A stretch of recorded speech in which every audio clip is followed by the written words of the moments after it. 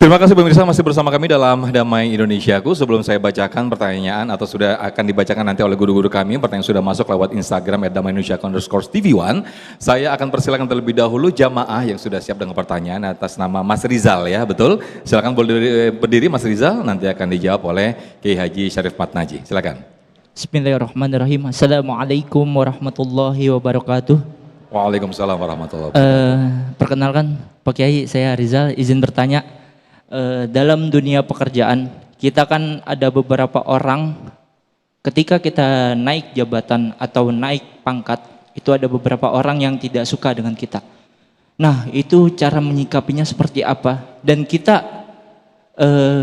sebenarnya ngegerutu dalam hati karena gondok sama orang tersebut. Padahal kinerja kita dalam pekerjaan kita udah maksimal, kita udah di atas rata-rata sehingga kita naik pangkat, tapi orang banyak yang nggak suka sama kita karena kita naik pangkat pada iri hati. Itu cara menyikapinya seperti apa? Mohon jawabannya Ustaz. Terima kasih. Assalamualaikum warahmatullahi wabarakatuh. Waalaikumsalam warahmatullahi wabarakatuh. Jadi yang naik pangkat Mas Rizal ini ya. Baik, gimana ini Ustaz? Mas Rizal ini menyasar kepada banyak orang. Ente jangan paksain orang harus kudu jadi seperti yang ente mau. Kalau begitu kan kesannya kita ingin orang lain melakukan sesuatu. Gue kan pengennya lu kagak musuhin gua, begitu kan? Kagak bisa Nabi aja dimusuhin. Nabi Muhammad SAW itu kekasih Allah, tapi beliau sampai terusir dari kampung halamannya, kampung kelahirannya. Siapa kita? Jadi memang sudah sunnatullah. Lagian berpikir positifnya begini. Dia misalnya ampe bebusa lu apa ngomongin gitu, kita tetap girang kan, kita naik pangkat. Ente udah naik pangkat segitu aja lagi ngomelin orang, biarin aja. Jadi ini yang harus dipikirkan, ente dapat karunia kelewat gede, kemudian orang lain nggak mendapatkan, cuma dapat masalah, ada orang nyinyir, ada orang ngomongin, segitu aja ente kagak terima. Giliran karunia ente menerima, giliran diuji sama Allah segitu doang. Gimana sih Ustaz ngadepin orang yang begitu? Antepin aja, ntar gue dipegel. Iya bener, jangan timpalin. Orang hasad, orang dengki, dia kelar-kelarnya kalau mati. Iya betul, kecuali dia taubat ya. Tapi ketika Allah sampaikan dalam surah Al-Falaq, Qul a'udzu birabbil falaq. Lihat penutup ayat itu apa? Wa min syarri hasidin idza hasad. Ente kagak bisa menghindar dari orang hasad, nggak bisa. Ayat itu mengajarkan minta tolong sama Allah. Jadi memang kita ingetin karunia kita aja Bang Rizal. Biarin Bang Rizal orang ngomongin kayak gimana, kalau kita jadi miliarder tenang aja.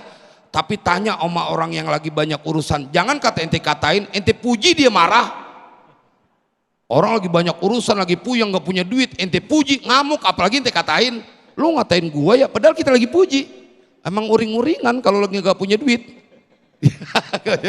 Makanya kita kudu bersyukur. Ya, jadi biarin lah, yang begitu, yang penting jangan kita. Saya sepakat, kata Ustazah, biarin orang lain, yang penting jangan kita.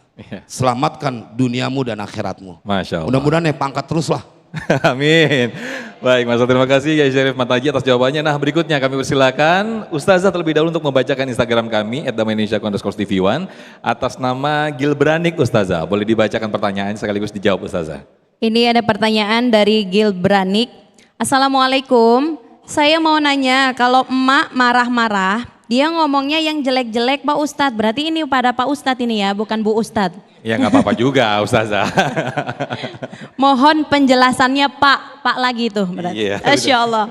Ya, kalau ada emak-emak marah, dia ngomongnya jelek, bagaimana? Ini kondisinya adalah beliau adalah seorang anak. Dalam satu kaul dikatakan idza aradal kalam ayyukafirul kalam. Kalau pengen ngomong dipikirin dulu. Kalau kita ngomongnya udah jelek-jelek, nanti kejadian yang sedih kita juga orang tua.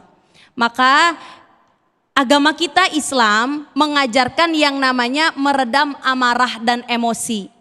Ingat, amarah emosi sumbunya dari setan. Kalau setan udah ngebumbuin semua diri kita, apa aja udah kita ngomongin buat anak kita. biar begini, biar begini, biar begini. Nanti kalau umpama kata Allah katain iya, ijabah kun fayakun, yang sedih kita juga.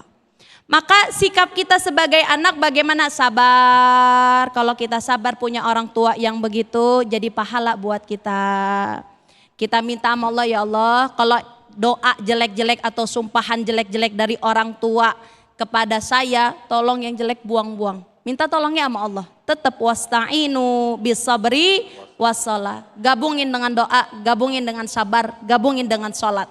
Kalau yang buruk-buruk mungkin barangkali emak kita, bapak kita itu marahnya udah kepalang apa namanya?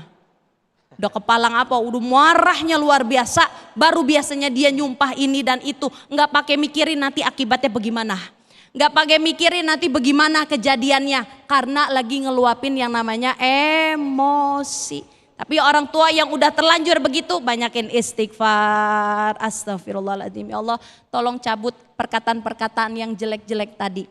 Saya sepakat dengan Ustadz Sofyan tadi, beliau cerita tentang karomah seorang ibu. Saya juga alhamdulillah punya anak ibu-ibu. Anak pertama sebelum lahir, saya melihat fenomena yang namanya GTM. Ibu-ibu tahu GTM? Gerakan tutup mulut. Susah makan Ayah anak-anak banget ini ya. saya. Ya, anak-anak susah makan ini nggak mau, disuapin ini nggak mau. Lagi hamil pertama, saya selalu minta sama Allah itu, ya Allah, kasihlah saya keturunan yang gampang, nanti kalau makan dan diurusnya biar gampang, mudah menerima ilmunya. Alhamdulillah 1 tahun makan oncom mau. Makan teri mau. Lah anak 1 tahun makan oncom mau apa kagak, Bu? Saya minta, ya Allah kemarin saya minta beginilah, dikabul sama Allah. Ini kan satu kisah sederhana ibu-ibu sekalian, bahwa semua doa-doa yang kita anggap kayaknya biasa banget tuh. Doa cuman minta biar gampang anaknya makan, tapi kita nggak tahu doa siapa yang akan diijabah oleh Allah Subhanahu wa taala. Asalkan kata Rasulullah, ketika kita berdoa yakin wa antum muqinun nabil ijabah, yakin akan doa kita akan diijabah oleh Allah Subhanahu wa taala. Ada yang diijabah langsung, minta sekarang tiba-tiba besok dikasih. Ada juga yang minta sekarang digantinya nanti di alam akhirat menjadi sebuah pahala, hadiah buat kita.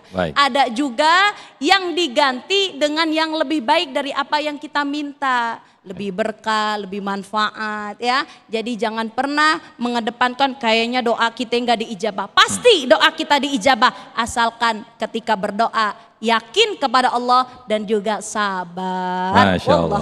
Terima kasih Ustazah Mawana. Tapi beneran makan oncom tadi? Benar. Sampai anak yang kedua, 3 juga alhamdulillah. Suka makan oncom? Makanannya sama orang tuanya, maksudnya gitu, cocok. Baik, berikutnya kami persilakan Kiai Haji Syarif Mantaji akan membacakan atas nama Ya Yusri. Kiai, silakan dibacakan Kiai pertanyaannya. Nah, ini agak panjang, cuman saya akan ambil poinnya. Beliau bertanya bagaimana mendelete ucapan yang jelek kalau sudah terlanjur diucapkan supaya tidak menjadi kenyataan. Misal ada orang tua yang kesel sama anaknya, keluar kata-kata yang tidak baik. Keren. Karena memang kan kadang-kadang karena manusia ada tempat salah, tempat lupa. Maka pertanyaan ini mewakili buat semuanya.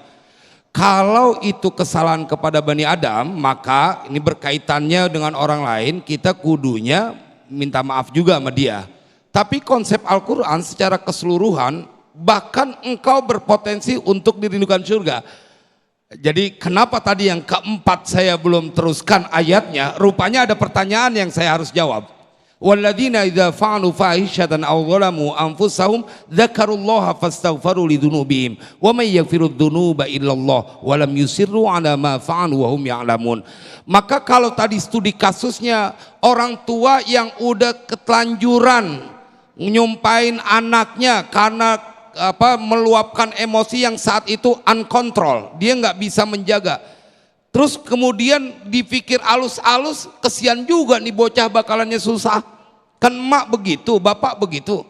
Maka dia diajarkan oleh Allah, kalau sudah terlanjur berbuat sebuah kesalahan, walladzina idza fa'alu fahishatan aw zalamu anfusahum dzakarullah fastaghfaru lidzunubihim. Maka yang pertama adalah dia kemudian taubat, dia berzikir dan mengingat Allah, mohon ampun kepada Allah, dan lanjutannya walam yusirru ala ma fa'alu. Ente jangan ngerjain lagi.